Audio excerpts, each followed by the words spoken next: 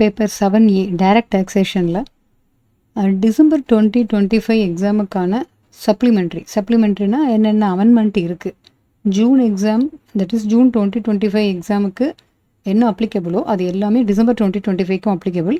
But சில changes இருக்குது.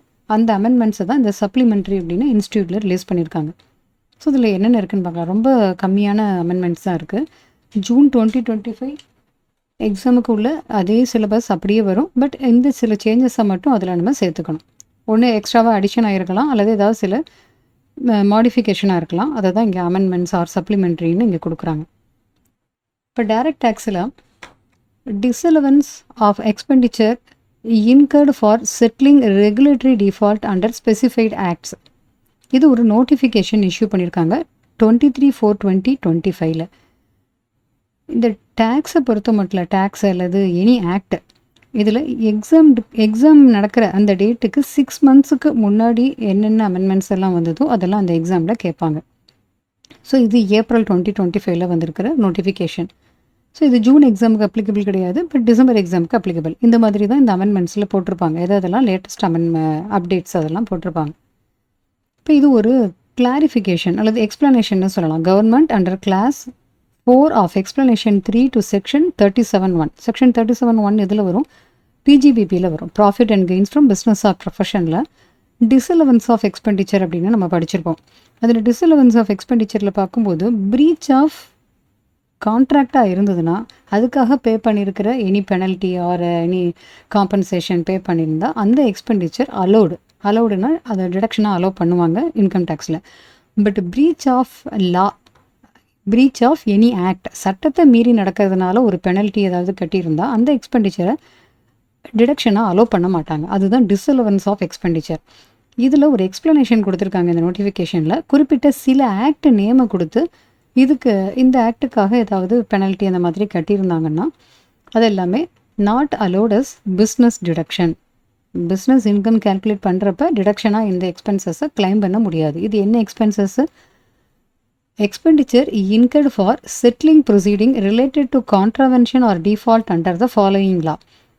சட்டத்தை மீறி நடந்ததுக்காக கான்ட்ராவென்ஷன் அல்லது டிஃபால்ட், சட்டத்தில் சொன்னபடி நடக்கலை, அதுக்காக ஒரு வழக்கு நடக்குது, அதுக்காக பண்ணியிருக்கக்கூடிய எக்ஸ்பெண்டிச்சர், அதுக்காக பே பண்ணியிருக்கக்கூடிய பெனல்ட்டி, இது எல்லாமே பிரீச் ஆஃப் லா அப்படிங்கிறதுனால, சட்டத்தை மீறி நடக்கிறதுனால அந்த எக்ஸ்பெண்டிச்சர் எதுவுமே பிஸ்னஸ் இன்கம் கேல்குலேஷன் பண்ணும்போது டிடக்ஷனாக அலோவ் பண்ண மாட்டாங்க.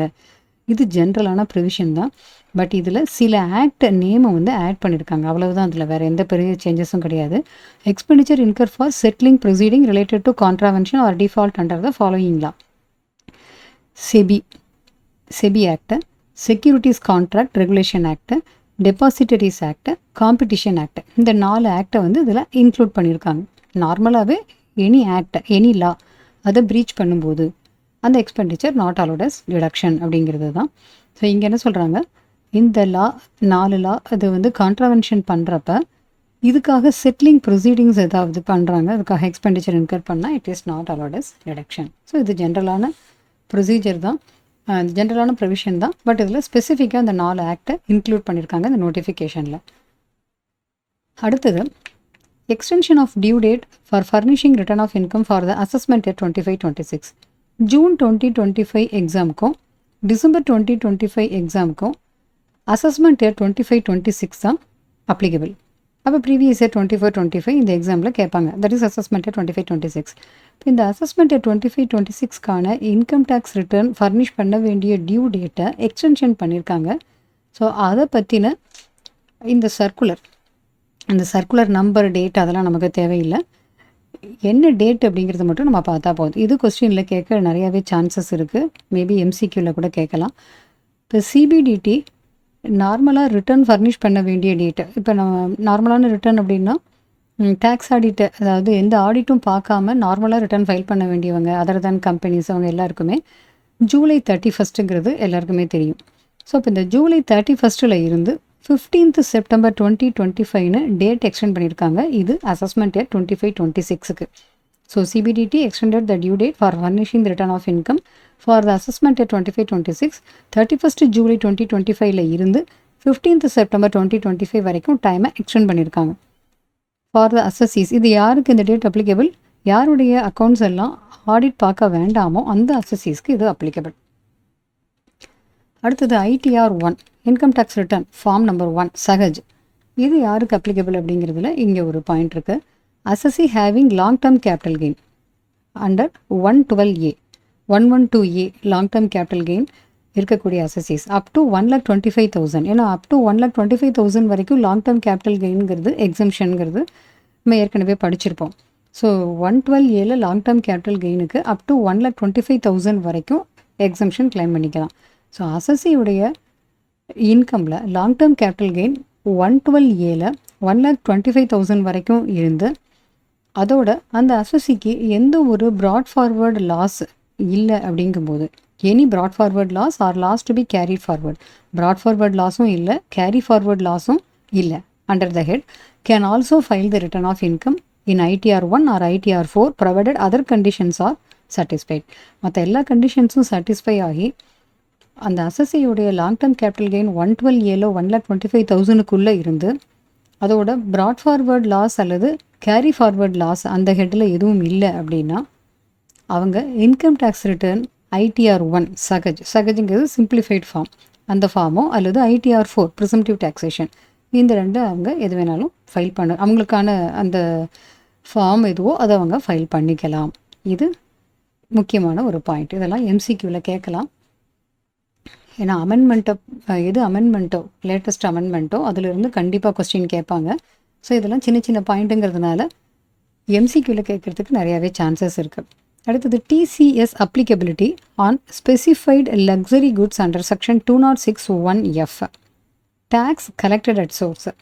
அது எந்தெந்த குட்ஸ் அப்படின்னு ஸ்பெசிஃபை பண்ணியிருப்பாங்கல்ல, அது சில குட்ஸ் வந்து இங்கே நோட்டிஃபை பண்ணியிருக்காங்க. Government has notified a list of specified luxury or high value goods.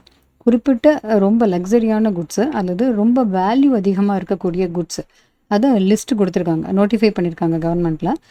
அதுவுமே இன்னொரு பாயிண்ட் என்ன, if the value of this goods exceed 10 lakhs, இந்த மாதிரியான பொருட்களுடைய இவங்க எது நோட்டிஃபை பண்ணியிருக்காங்களோ அந்த ஸ்பெசிஃபைடு குட்ஸுடைய வேல்யூ 10 lakhs எக்ஸீட் ஆகும்போது டேக்ஸை கலெக்ட் பண்ணணும், செல்லர் டேக்ஸை கலெக்ட் பண்ணணும். ஸோ இதில் என்னென்ன குட்ஸ் அப்படின்னு ஒரு லிஸ்ட்டு கொடுத்துருக்காங்க. ரிஸ்ட் வாட்ச்சு, அந்த கலைநயமுள்ள பொருட்கள், art pieces, antique, painting, sculpture, அதெல்லாம். அடுத்தது கலெக்டபிள்ஸ், கலெக்ஷன் சேர்த்து வச்சுருப்பாங்கள்ல, காயினோ அல்லது ஸ்டாம்போ கலெக்ட் பண்ணியிருப்பாங்கல்ல, அது கலெக்டபிள்ஸ்.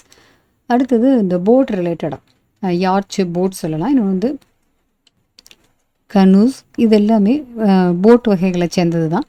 இன்னொன்று ஹெலிகாப்டர்ஸ். அடுத்தது சன் கிளாஸஸ். அடுத்தது பேக்கில் ஹேண்ட்பேகு, பர்சஸ் அந்த மாதிரி இருக்கிறது. ஷூஸ், அப்புறம் ஸ்போர்ட்ஸ் வேர் அண்ட் எக்யூப்மெண்ட்டு.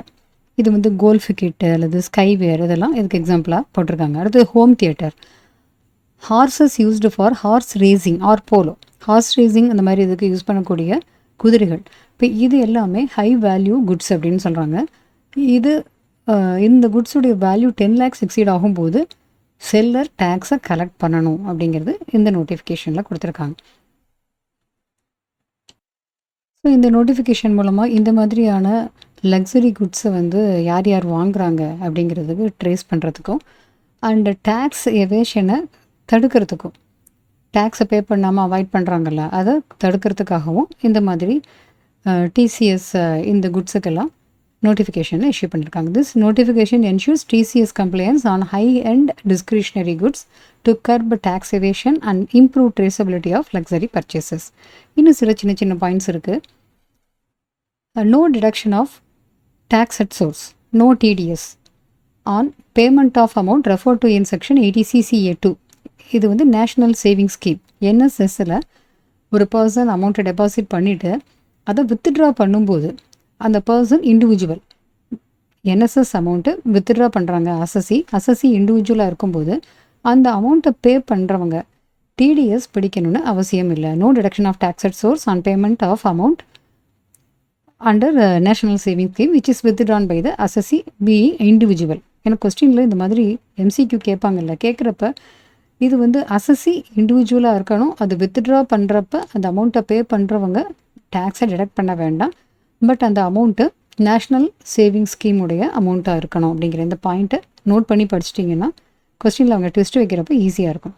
அடுத்தது every person who has been allotted PAN on the basis of enrolment ID of Aadhaar application form filed prior to 1/10/2024 October 1 2024 முன்னாடி ஒரு பர்சன் ஆதாருக்காக என்ரோல்மெண்ட் பண்ணி அந்த பேசிஸில் அவங்களுக்கு ஒரு பேன் அலாட் ஆகிருக்கு அப்படின்னா இது ஆதார் நம்பரை கண்டிப்பாக இன்கம் டேக்ஸ் டிபார்ட்மெண்ட்டுக்கு அவங்க இன்டிமேட் பண்ணணும். அதுக்கான லாஸ்ட் டேட்டு 31/12/2025 அப்படிங்கிறதும் ஸ்பெசிஃபிக்காக மென்ஷன் பண்ணியிருக்காங்க.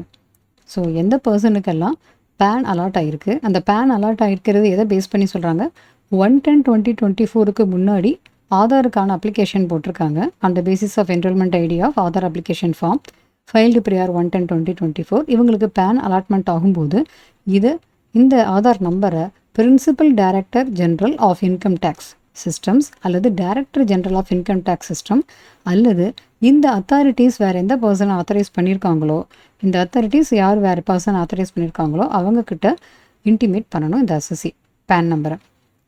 தட் இஸ் 31/12/2025 இந்த டேட்டுக்குள்ளே கண்டிப்பாக அவங்க இன்டிமேட் பண்ணணும். ஏன்னா பேன் ஆதாரும் லிங்க் பண்ணியே இருக்கணும் இல்லையா. இப்போ ஆதார் நம்பருக்கு அவங்க அப்ளை பண்ணியிருக்காங்க, அதை பேஸ் பண்ணி பேன் அலாட்மெண்ட் ஆகிருக்கு அப்படிங்கும்போது ஆதார் நம்பரை கண்டிப்பாக இன்கம் டேக்ஸ் டிபார்ட்மெண்ட்டுக்கு 31/12/2025 இன்டிமேட் பண்ணணும். இது தவிர income tax bill, new income tax bill 2025 introduce பண்ணியிருக்காங்க.